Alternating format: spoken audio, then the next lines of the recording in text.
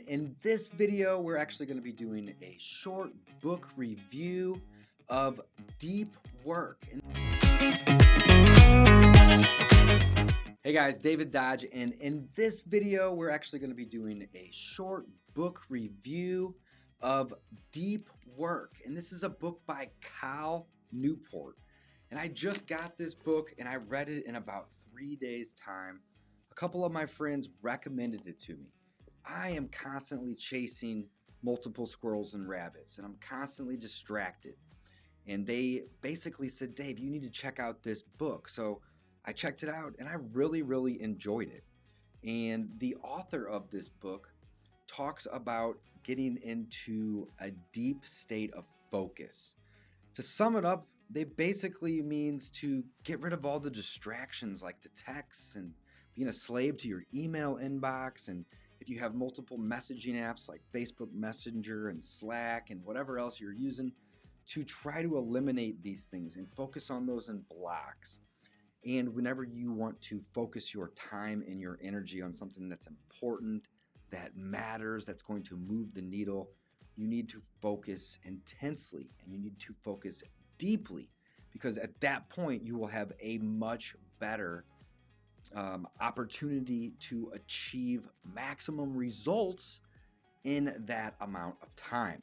In fact, the subtitle reads, Rules for Focused Success in a Distracted World. We live in a distracted world, and the book breaks down some of these very basic principles that will hopefully help you be able to focus more deeply and intensely. So let's jump in. All right, so what is deep work? Well, Cal Newport, the author, he describes deep work as the following: professional activities performed in a state of distraction-free concentration that push your cognitive capabilities to their limit.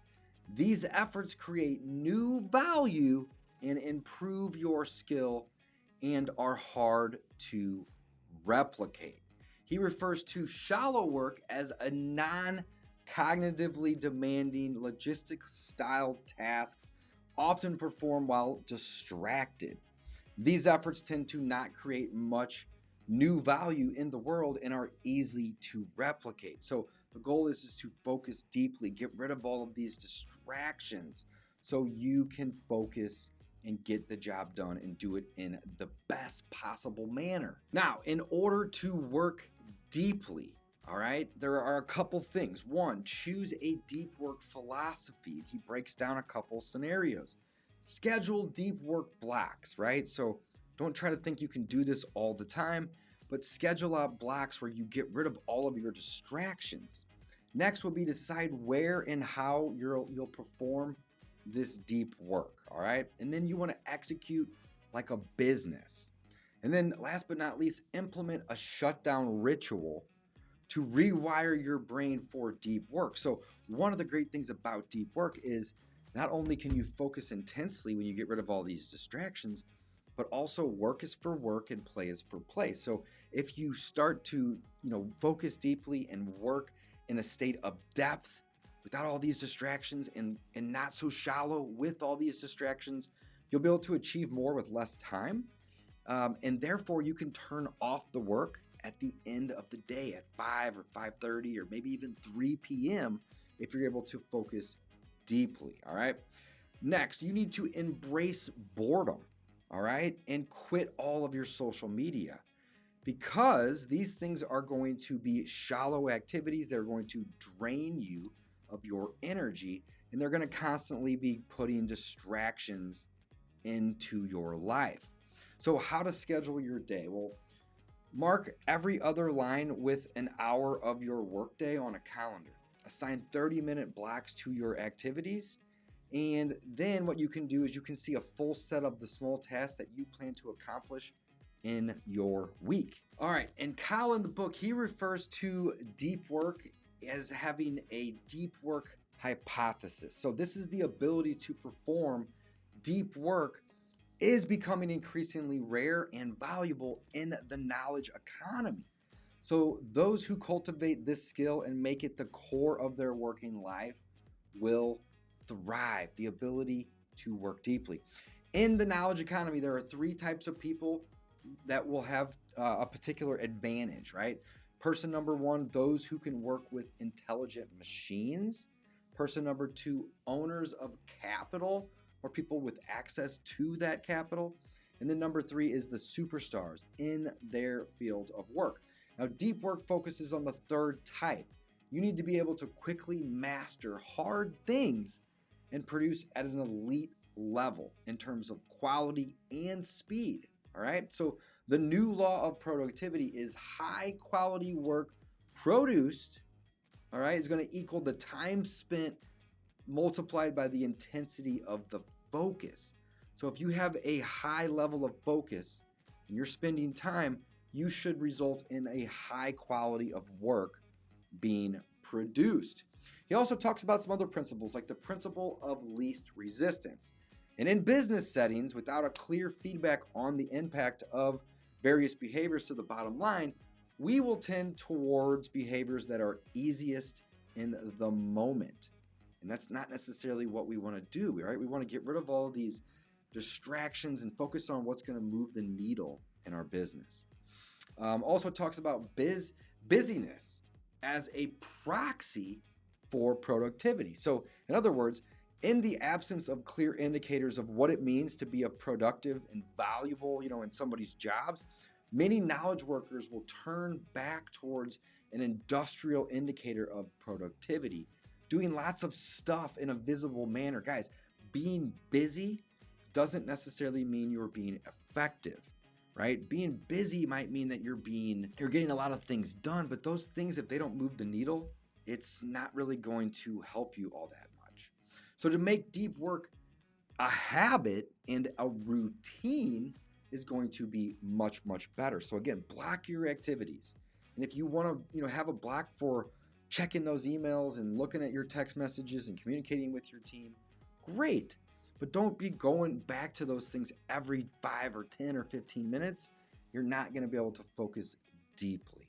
Okay. Next, you want to execute like a business. All right. There's 4 disciplines of execution that Cal refers to in the Deep Work book.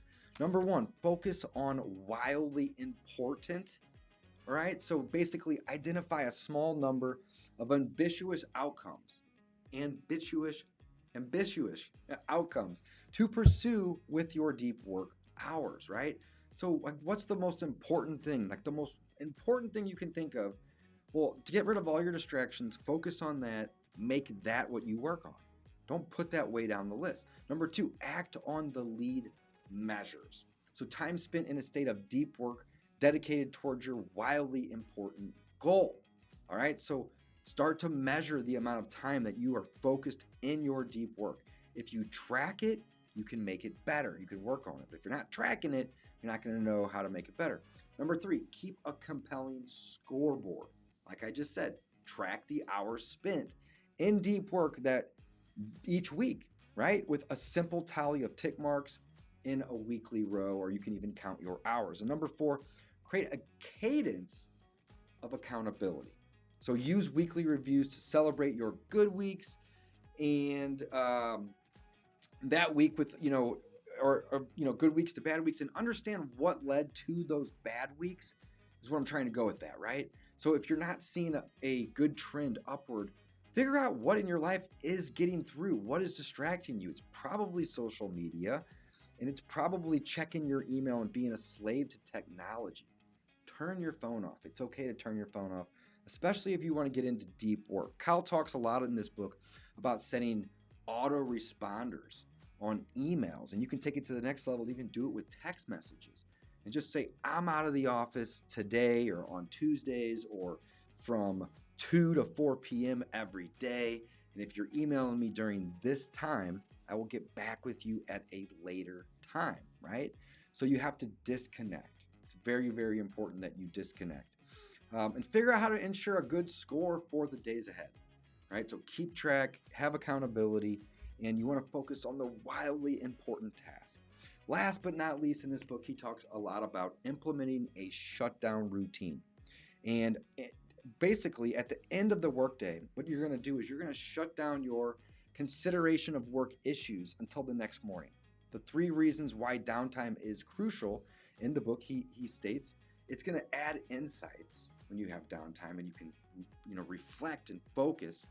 It also helps recharge the energy needed to work deeply, right? Working deeply is going to require a lot of energy. And if you don't have that downtime, then you're not going to be able to make the most of the time that you do allocate and put towards it.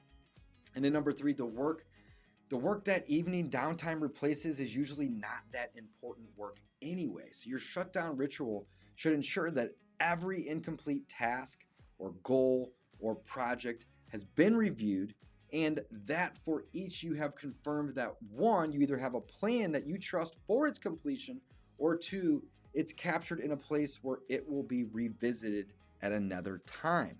So versus having all of these things on your list, you want to put together a simple plan on when you're going to get to that, or at what point in the future you may revisit it, right? But don't try to think that all the items on your to-do list need to get done every single day.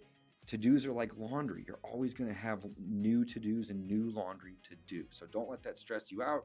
But by having a shutdown ritual at the end of the day will help you disconnect, right? It will help you say, okay, work's over.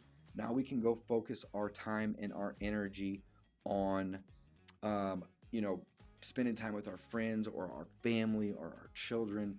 And we will get back to all this work and this work-related activities tomorrow. Guys, I highly, highly, highly recommend this book, Deep Work by Cal Newport. Just got it from a friend. A couple people recommended it to me, and I finally got around to reading it. I'm so glad I did. Highly recommend it. 5 stars. It's going to help me tremendously in not only my personal life, but my business, because it's going to help me focus on working deeply and intensely and getting rid of all these distractions, which at the end of the day, they pull me away from the important things, but they also drain all of my willpower. So if you are able to get rid of the distractions, and want to know one of my secrets? It's literally turning off my phone. Seems very, very simple, but turning off my phone for 1 or 2 or 3 hour periods that I need to focus on something. Because if I don't, then it's ringing and dinging in my pocket.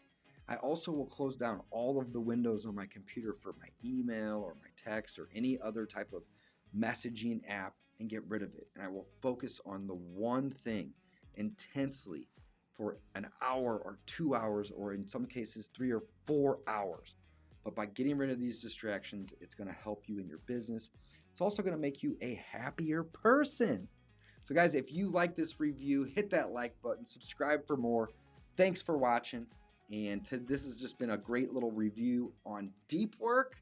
Haven't done one of these reviews in a hot minute, so it's always fun to do this because I can come back and watch this later when I want a refresher. I literally finished this book this morning, loved it, check it out, and I think it's going to help you guys just as much as it's helped me. Signing off.